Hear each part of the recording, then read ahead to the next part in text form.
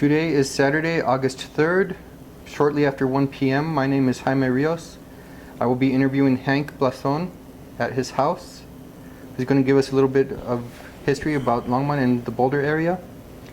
This interview is being recorded for the Boulder County Latino History Project and the Maria Rogers Oral History Program. The interview is being filmed by Joaquin Rios. First question. Tell us a little bit about when and where you were born. I was born in Longmont, Colorado, 1942, at my grandma's house, I guess. Okay. And what was your father's name, and where and when was he born? He was Lee Blazon, and he was born in Avondale, Colorado, which is by Pueblo, in 1906. Yeah. Okay. And what was your father like as a person? Well, he was strict, very, I felt he had a fourth grade education, but I felt he was far beyond that. I mean, he bought his couple businesses in town when he moved to Longmont in 1934, no, 27, he moved to Longmont and worked on a farm. They moved up here to work on a farm. He did farm work, and then 1934 he bought a pull hall in Longmont and ran that for about 3 or 4 years. And then they used to, he used to have Chicano dances at the Roosevelt Park, and he did that for a couple years. And then he also owned a business in Denver, a little grocery store, for a year and a half or so. And then in 1942 he bought 80 acres out by Meade, bought a farm, and I think he moved out here in 1944. So he was, for a man with fourth grade education, he was pretty sharp. All right. How many acres did he have? 81 acres he bought, and then he farmed that, and he had, well, there was 8 in the family, 6 boys and 2 girls. So we all worked on the farm, all the boys, thinning beets, putting hay up, milking cows, whatever. And then he also leased 250 acres just right out of Meade, so he farmed both places. Okay. And what was your mother's name, and when and where was she born? She was born in Meade, and her name is Frances Blazon, Cortez Blazon. And she was also just was a homemaker, I guess. She helped Dad on the farm, and they met in they got married in 1934. Okay. When and where did your parents actually meet? They met in Longmont, and my dad moved up from Avondale in 1927, and they kind of knew the families, I guess, from down there. And they dated for about 3 years, and they got married in 34. Okay. Do you have any interaction with your grandparents? Yeah, we used to, after we moved out here, my dad also worked on Saturdays at a stockyard. They used to sell cattle, horses, pigs, whatever, and he worked that. And we used to go into Grandma's, who lived in Longmont, and just hung out there while he was at the sale yards. And a lot of times my grandparents raised some of my cousins. Their mother passed away early, so we used to go and hang out with them. And there was an old, I think it was a welding shop, a machine shop. They had a little bit of everything, more blacksmith type thing. We used to go there and with our little wagons and pick up the scraps and take to the, there was just down the road, the street there was a junk man. Max Pitter was his name. And we used to sell the iron and scrap. And then it just seemed like no matter how much we took, the gentleman there would give us all enough to, he knew we wanted to go to the show that Saturday afternoon. So if there was 4 of us, he'd give $1 because it was cost a quarter to get in the show at that time. And if there was 6 of us, he'd give us enough to go for all 6 of us, no matter how much scrap we took. So he was a real good guy. And then my grandma used to, you know, of course, bake. She liked to bake bread and tortillas, and we'd just hang out there and hang out with them while my dad was working. Were your grandparents also born in the area? Grandparents were born in Walsenburg, Colorado, on my mother's side. And on my dad's side, they were born in Avondale, Colorado. You mentioned you had 8 siblings, I believe. How many brothers and sisters? 8. There were 6 boys and two girls. Were any of your earlier relatives American Indians or English-speaking Anglos?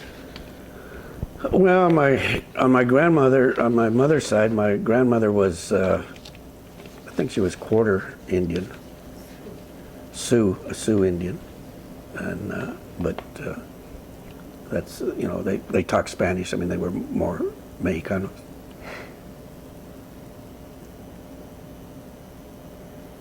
So do your roots in the family roots in the U.S. go back as far as you can remember? Or is there a certain point in history when anybody might have come over from Mexico or anything? Not that I'm aware of. On my dad's side, my grandma lived to be 100, and she was born in Avondale.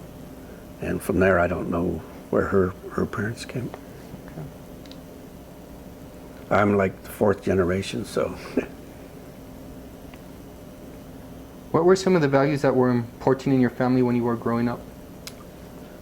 Well, my parents were real strict, and they wanted us to do good in schools. And my sister went to beauty school, and my 2 older brothers joined the Navy. And then I went on to school, to electronic school in Denver, and then after that, when I went to work at Rocky Flats, and I served a 4-year apprenticeship there, a machinist apprenticeship. So they motivated us to better ourselves, I guess. Okay. Do you speak both English and Spanish in the home, or was it mostly English? Or? Mostly English here. My dad and I guess when my dad and my mom grew up, when they went to school, the teachers would get mad at them if they, you know, talked Spanish and stuff. So they didn't want, and as the years went by, they were sorry that they didn't teach us Spanish. Well, I can understand quite a bit, but to carry a conversation, it's kind of hard. But they just kind of talked English at the house because they didn't want their children to suffer the consequences that they did. Although when we be at our grandmothers and grandfathers, they talked Spanish all the time. So they were proud of who they were. That leads us to the next question. Did your parents take pride in their Latino heritage and tell you stories about the family's past? Yeah, I think they were very proud. And my dad, even though it's funny because he tells a story about he only went to the 4th grade. He says, I went a lot of years, but I only went to 4th grade. And he said that this was down in Avondale, and he said he was probably 15, 16 years old already, and the school down there, the high school, used to go get him out of the fields and to play baseball. He was a good baseball player. So they used to go and pick him up and have him play for the high school, even though he wasn't even in school. he only had a 4th grade education. So, but I don't know. They were very proud of who they were, I guess. And my dad was very. He took care of his money, saved, and bought the farm. I mean, he was. Everybody around here that when I was growing up, all our neighbors were leasing the farms, and I don't know of anybody else that really owned the place. Everybody else leased.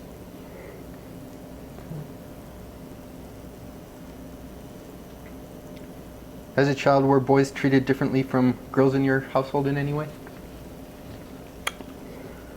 Well, no, I don't think so. I think we all were respected, and of course, the boys had to get out and work in the fields and stuff, and I guess the girls more or less just stood at home and cooked or whatever and got our meals ready and stuff. Although I think my oldest sister probably had to get out in the field a little bit, not as much as we did, but she was also out in the fields and helped. I remember her. We had when my dad, like I said, my dad was first out here. He farmed with horses, and I remember one time, and I can't recall what exactly we were doing, but one of the work horses stepped on her foot, and she was screaming and hollering, and we finally got it off there, but it was kind of funny. And she was a crybaby anyway. So. You've talked a little bit about education. What education have you had? I graduated from Meade High School in 1960, and then from there I went to National Electronics School in Denver and got a certificate from there. And at that time, I couldn't get any real work in that field, so I went to work for this Denver Innerspring company where my brother was working. He got me on, and I worked there for a couple of years, and then I went on to Beech Aircraft, worked there like 3 years, and from there I went to Rocky Flats, and I served a 4-year apprenticeship, machinist apprenticeship there. And in 1974 I went to IBM in their machine maintenance, and took classes there at IBM. IBM offered, whatever we wanted to take. So I've had high school education, National Electronics Institution, and 4-year apprenticeship for a machinist. How was school when you were young? How did you feel about school? What was good and not good about it? Well, I went all 12 years here in Meade, and probably 85% of the people that started in the first grade graduated, with me, and we all went together all 12 years, and most of them were Anglos. I think when I graduated, there was just myself and maybe 2 other girls that graduated, Mexicanas, and the rest were Anglos. So and they treated us, I'm sure there was some discrimination, but they didn't. I guess they didn't really. It didn't really come out that way. But I'm sure that there was times when they said, "Who's that little Mexican?" or whatever, behind my back or whatever.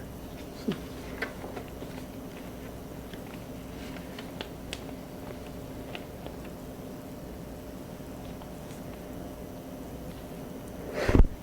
Did you ever hear relatives talk about how the Great Depression affected them during that period? Yeah, my dad has talked about the Depression, and when he came up from Avondale, he worked on the farm, like I said, and then during the Depression, they actually, my grandparents and my dad and his family actually worked just for housing and food. The farmer told him, I can't pay you people, but I can give you housing, and I can give you the food until, you know, things turn around, and then we can make it up. So that, I'm sure that was quite an experience for them. But other than that, I don't know any other stories about the Depression, other than what my dad had told us, you know. Did anyone ever talk about anti-Mexican events in the early 30s, like the Ku Klux Klan or deportations? My father had mentioned that there was Ku Klux Klan in Longmont. I guess it was, I don't know if it was in one of their main headquarters or whatever. And they lived, my older brothers have told me too, but that where we lived, my dad had 10 acres there, just off of Rothrock, I think was the name of the street. Anyway, he said, and just across the road was where the Ku Klux Klan's headquarters were. But they can't, my brothers don't really remember a lot of it. All they know is them being there, you know, but no incidents that they've heard of.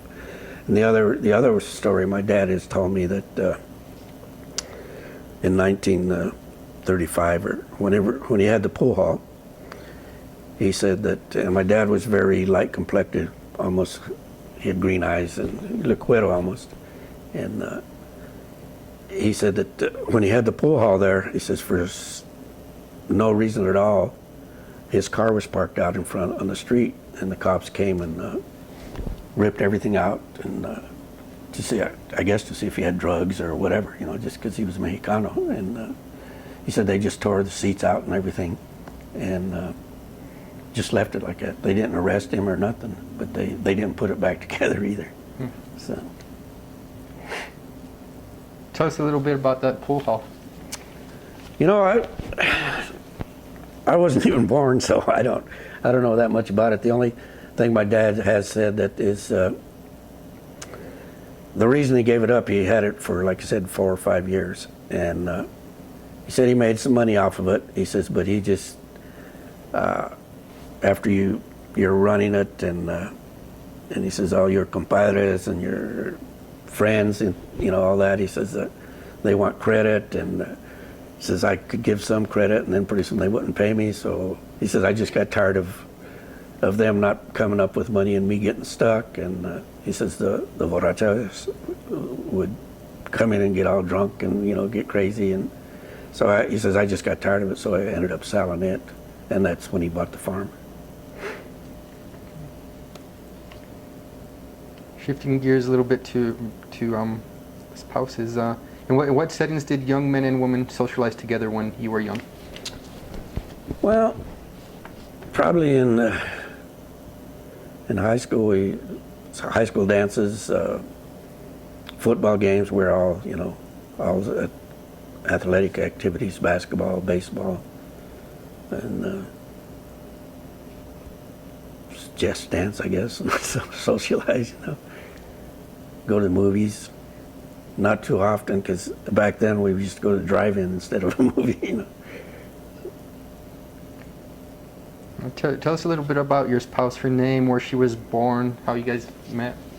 Her name is Esther Delgado Blazon. We met in high school. Got married in 1961.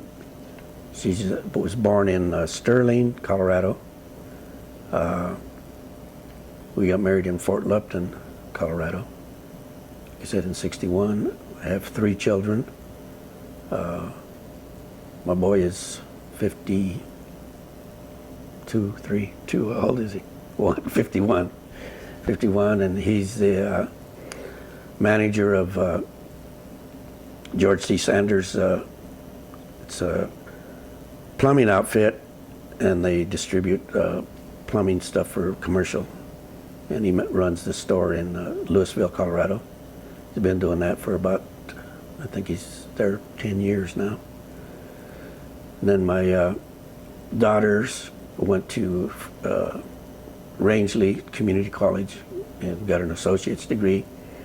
And one works at the, she worked for the city of Boulder for 20 some years and got laid off. So she went back to school and got a degree in billing and coding and billing for medical. So she works for an outfit in Louisville, also Colorado, and I don't know the name of it. My other daughter worked for AT&T, and that's about it, I guess. All right. So what is your work history? What kind of work have you done in the past? Are you doing anything now? Like I said, I when I got out of high school, I went and lived in Denver with my grandmother and went to school. And they got us a part-time job, and I was just doing stock work just while we was going to school. And after that, I went to work for Denver Inner Springs, and all that we did was made springs for mattress, beds, bedding. And then I went on to Beech Aircraft and did sheet metal work there, assembling aircraft. And then I went to Rocky Flats and served an apprenticeship as a machinist there. And then from there I went to IBM and worked at. IBM was a very good company. It started out, like I said, in their machine maintenance. And then I went into the labs and did work in the labs. And then after, I forget what year anyway, they stopped all manufacturing in Boulder. So we had to retrain, and I went into scheduling and did computer work and stuff. And now I'm retired. I worked 24 years at IBM and retired it when I was 55, and did some contract work for QWest, and then I also did some contract work for my brother. Worked at the refinery in Commerce City, and so I did contract work for them for about 6 months. And what I did was revised all their maintenance procedures and input them into the computer. They were just all on book, so they wanted them on the computer so they could just look up on the computer instead of having to go to the book, their manuals. So I updated all that and input all that for them. And since then, I just been retired, enjoying life.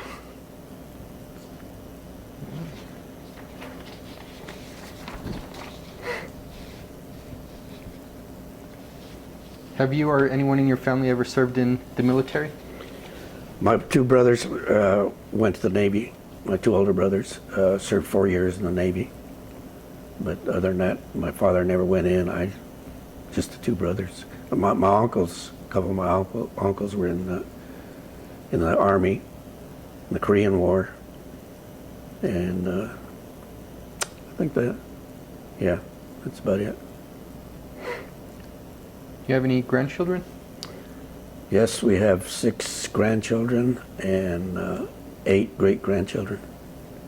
So, very proud of them. Any type of family traditions to tell about? Well, yeah, we have. After my parents both passed away, when they had the Santo, and they used to keep it, and my folks were very religious Catholics. And after they passed away, after my dad passed away, we took it and we rotate it between the family members, my brother and sisters. Every 3 months, we keep it for 3 months and then pass it on to the next. So that's one thing that we do. And then we have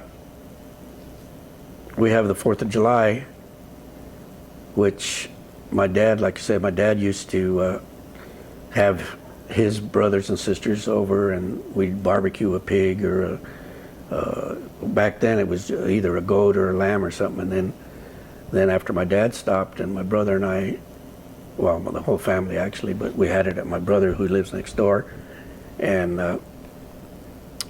him and I used to roast a pig, and we'd have people over, and that probably went for probably 10 years. We didn't do it last year, but my niece has taken over, so she's starting the tradition to continue the barbecue on the 4th of July. And we've had up to 250 people here at one time. And then the other thing that I started was a golf tournament. One of my nephews, they take 2 baseball teams from Colorado to Australia every year, and he made one of the teams. So he had to raise so much money. So I said, well, let's just do a tournament, a golf tournament. At the time, he was working at Haystack Golf Course there in Boulder. So we organized that, and the ladies, all the wives, made burritos and stuff, and they sold it and sold burritos at the tournament. And then we had a little pitching game, which put in $5 or something, whoever won it. So we raised money for him to go on to Australia to play baseball, and then we just continued. We've had our 20th golf tournament last year, and money has went from the grandkids to go to trips to Washington through the school. One of my granddaughters went to France through the school, and she needed money. And then I have a nephew who was paralyzed from his waist down, so we helped with the medical expense and just donated to my brother to help out with that. And so just went towards medical education. I guess, that's about it, I guess. I would guess golf is a hobby. Then any other hobbies to talk about? Or? Well, my hobby was, my dad bought a new tractor in 1949, and when he retired, he gave it to one of my cousins, and he used it for I don't know how long. And when I moved out here in 2000, my cousin called me and asked me if I wanted it. He says, I haven't ran it for 10 years. It's been sitting in the shed. And he says, I don't know if it runs or whatever. And I says, well, maybe that would be a project I can just tinker around with, play with, And so anyway, I went and got it and brought it to my house, and took all the spark plugs out and put a little oil in it and cranked it over by hand, and everything was free. So got a battery and we started it up, and it started. Of course, all the wiring and the clutch was out on it, the brakes and everything. And so anyway, I rewired everything, restored it, and had it painted. And so that's, one of the hobbies that's just something for me to do. And enjoy doing it in the evenings or days when I'm not doing nothing, just hanging out in the garage, something to do. So I enjoyed that. Fishing, we love to go fishing, camping with the kids. So.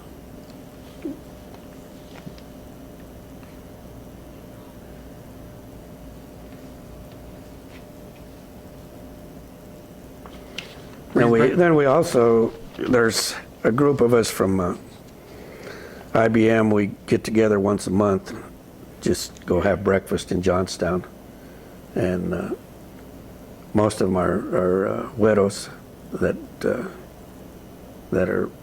and they're just real good buddies, and so we just go over there and lie to each other and have a good time, and see who's ailing and who's got sick or who's doing this, and then on my golf, we get together.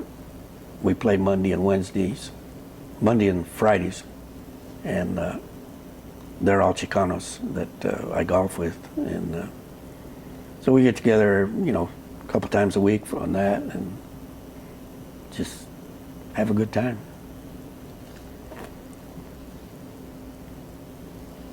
Were your grandparents also farmers? Is there a long history of farming in your family? They were more farm hands. I mean, they all worked when Well, when it was in Wassenberg and Avondale, they worked on a farm. And then when they moved up here, my grandfather Cortez, Joe Cortez, worked. He worked in the mines a little bit. He worked for the Great Western Sugar Company in Longmont, and then, but mostly on the farms. And then when he retired, they bought their place.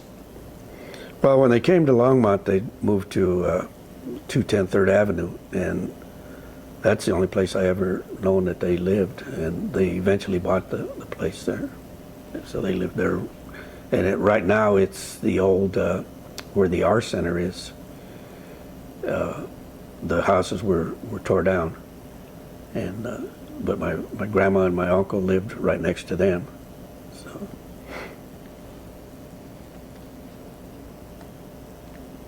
So you had some family that, it sounds like, worked in some of the popular fields around it. Did you also have anyone that worked in any canneries or food processing plants or turkey plant?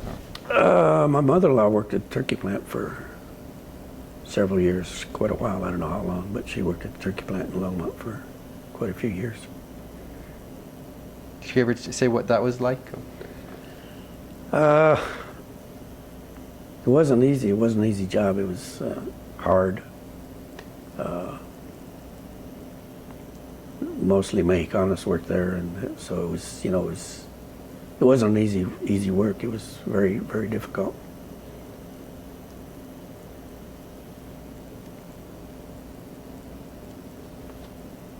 This was a question probably from a little bit before your time or when you were very young and one, but did you have any, did you see how World War II or the Korean War affected the community any? Well, I think the Korean War, a couple of my uncles came back from that, and they just talked, not a lot, but some about the hassle they went through in Longmont. And I don't know if it was my uncle or he was the one who was telling me about it. I don't know if he was involved, but anyway, they had went to a restaurant, and they wouldn't serve them, but they wouldn't leave until they actually served them. I guess they had called the police on them, and they says, "Hey, we went to war, we went, for our country, and we're not leaving here until we're served." So they eventually did serve them, but so they went through some times, I'm sure, that were very difficult.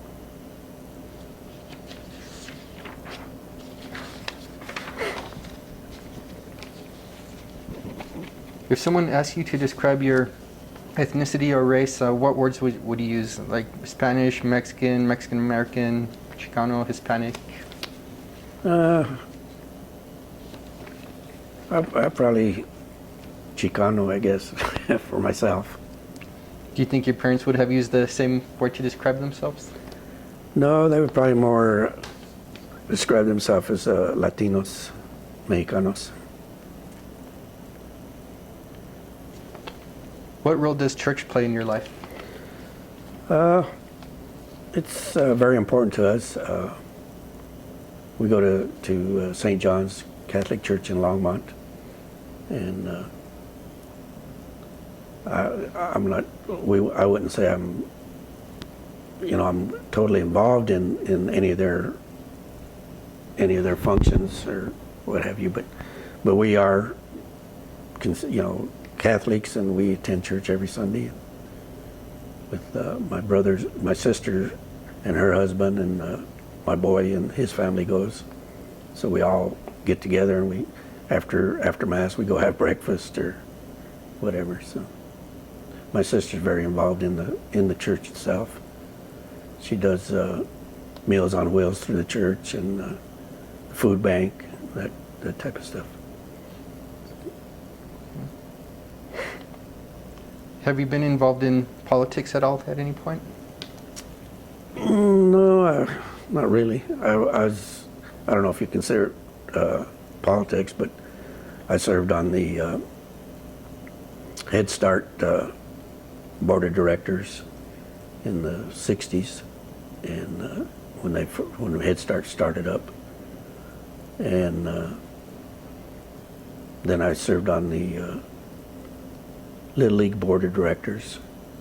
So, but as far as you know, actual politics per se, I guess I wasn't really involved in that, other than trying to get people to vote or, you know, stuff like that. But to really get involved into, say, with the city council or something like that, no. Do any politicians or political events stick out to you from when you were growing up?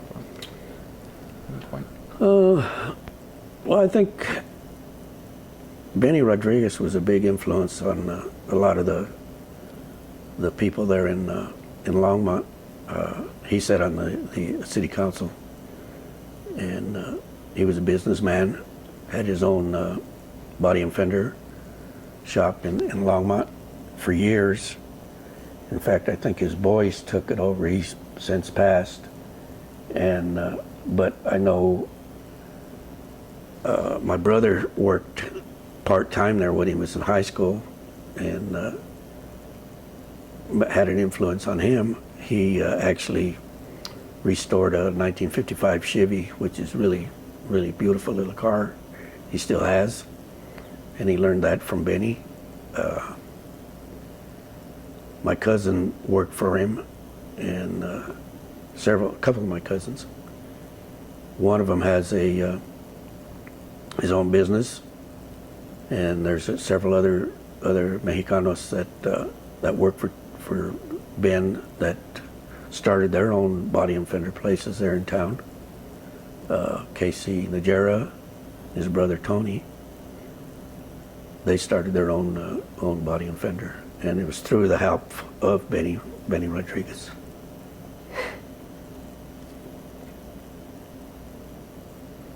What do you think are the beauties and positive features of Hispanic culture today? Well, I think it's the music, just the, you know, I think we as a group get together, the familia gets together and celebrates, whether it's a birthday, anniversary, or, but there's always some activity going on that the Mexicanos get together and enjoy each other, I think. So. Do you think there are any drawbacks? Yeah, I'm sure there is. I'm sure there's still discrimination, but I also feel that in the 60s and 70s, when affirmative action was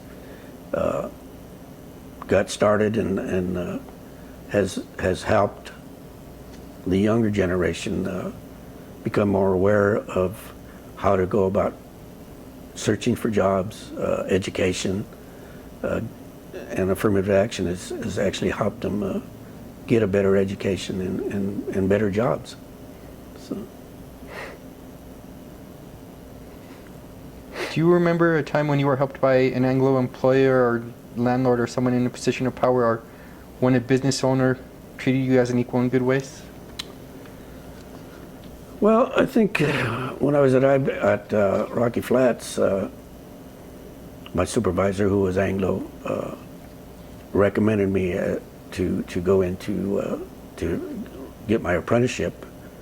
So I think that was a big part. And then at IBM, I had some supervisors that advised me or helped me advance at the company. So.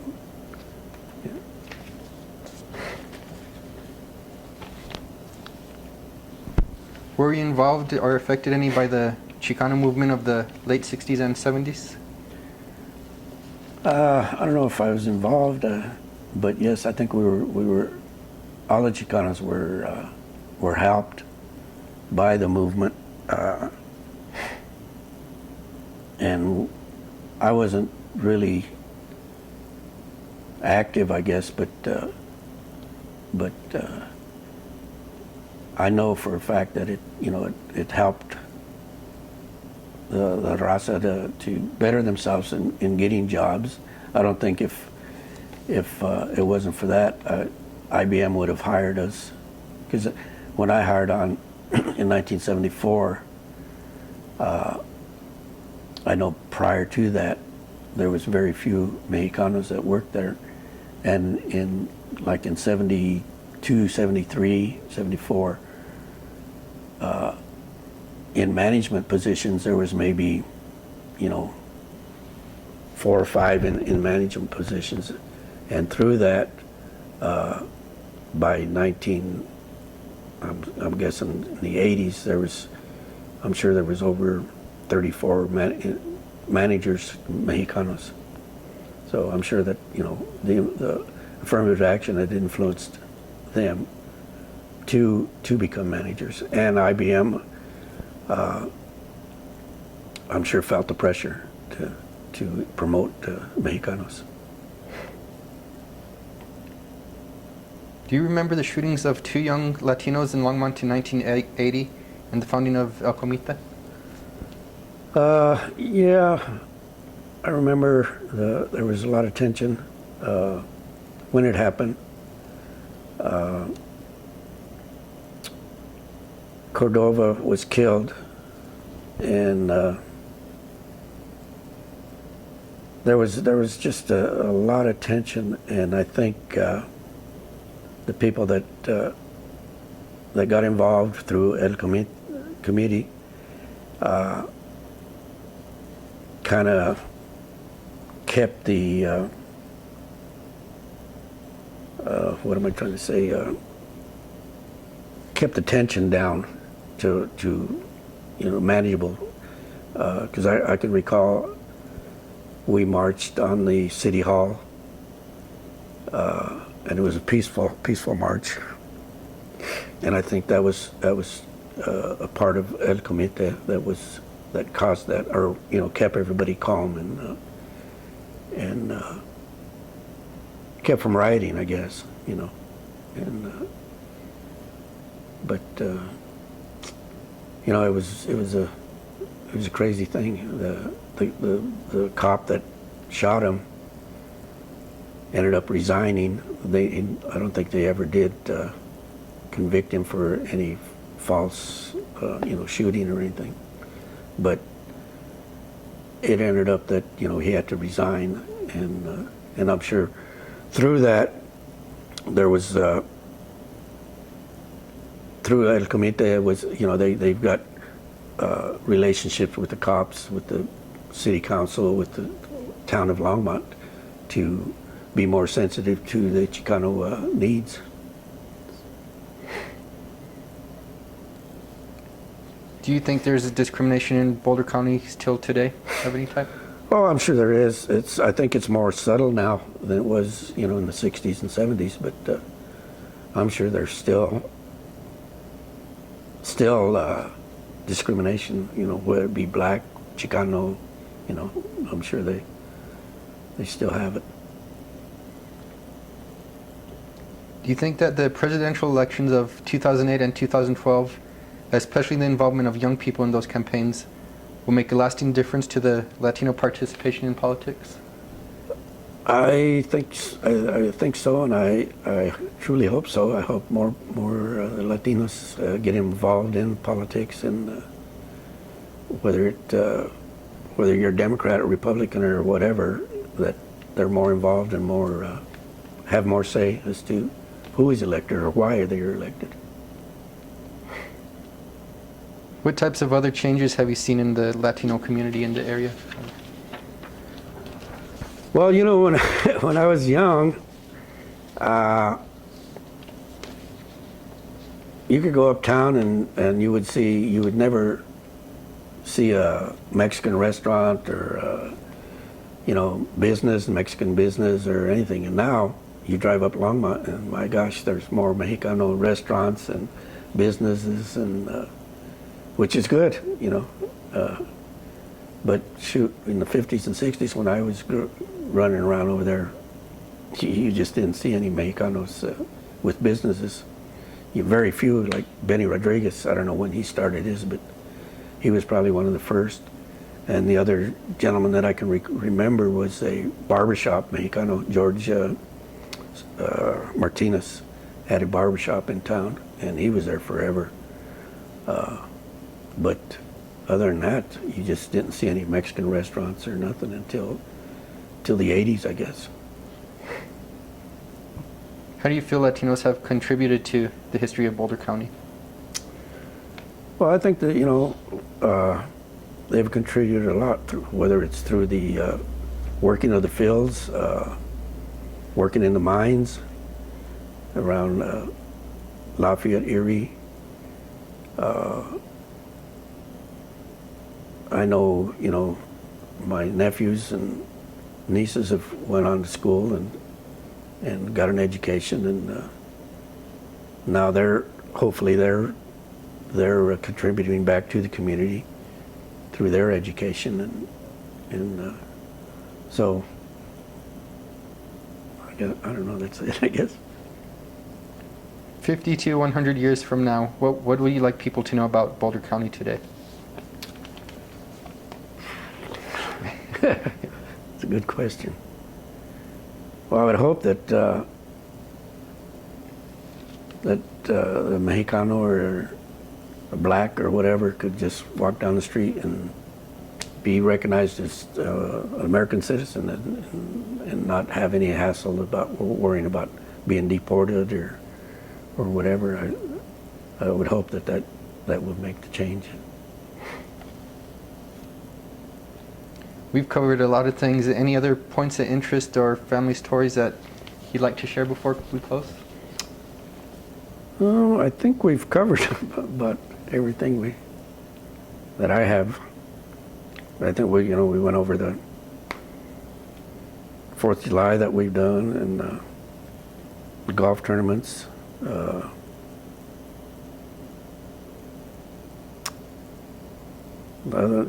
My dad, like I said, even though he had a 4th grade education, I felt he could working here on the farm, and he could tear apart a piece of equipment and put it back together, and to me he was an engineer.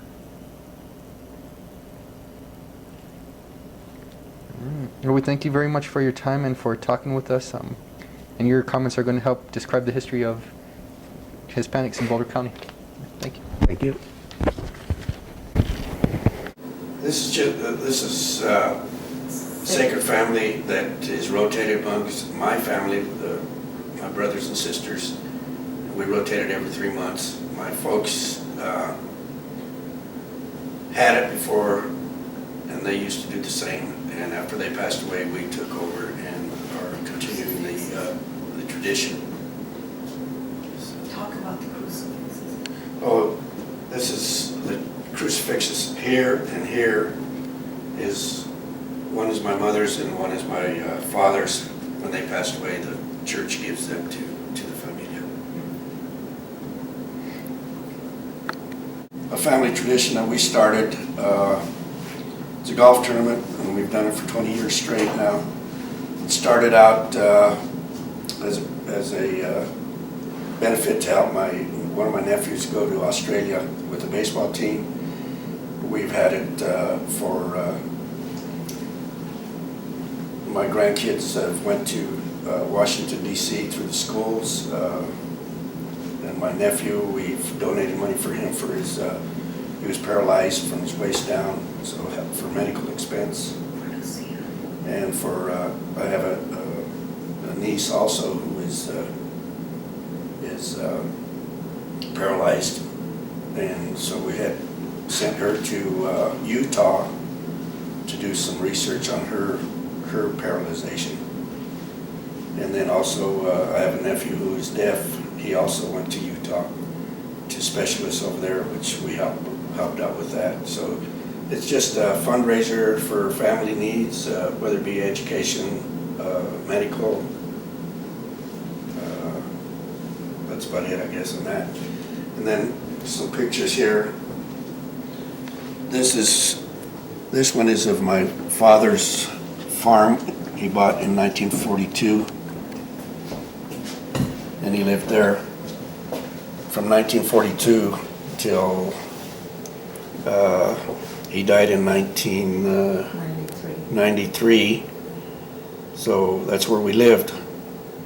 And this is my grandma and grandpa Blazon. This is my grandma and grandpa Cortez. This is my folks, Lee and Francis. This is my father, thinking he's cool. He was about 20 there. And then this is my brothers and sisters and my mom and dad.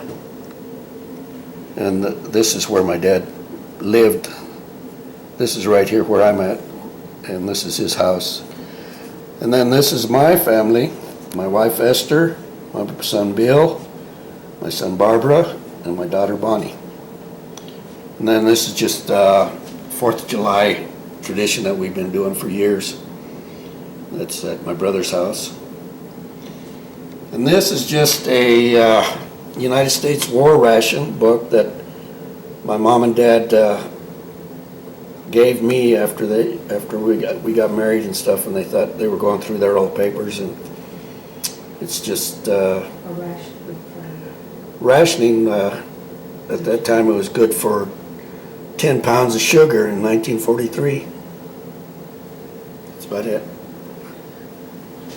Well, this is just a banner that we use at our golf tournament every year. We had a number to it. It's an annual golf tournament, which I talked about earlier, so